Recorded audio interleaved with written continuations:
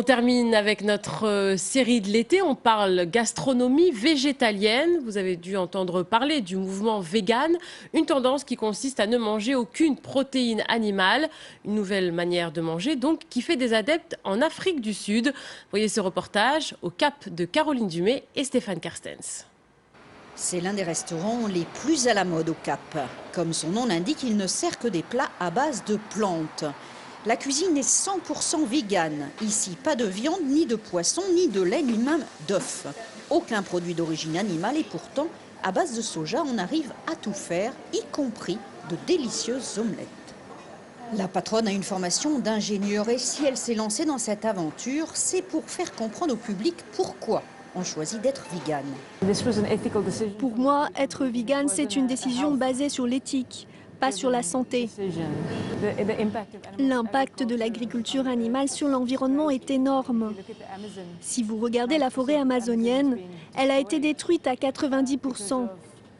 Pour la remplacer par des cultures de soja pour nourrir les élevages. Un régime alimentaire à base de plantes laisse une empreinte écologique bien plus raisonnable pour notre planète. Adine développe désormais son côté traiteur car elle sait que la communauté végane sud-africaine est en pleine expansion. Dans les rues de la capitale parlementaire, plusieurs restaurants affichent vegan. Cet établissement éthiopien, par exemple, est très populaire. Ici, on n'invente rien. Les plats véganes font partie de la tradition orthodoxe. C'est dans la culture, dans la tradition. Ça fait partie intégrante de la cuisine éthiopienne.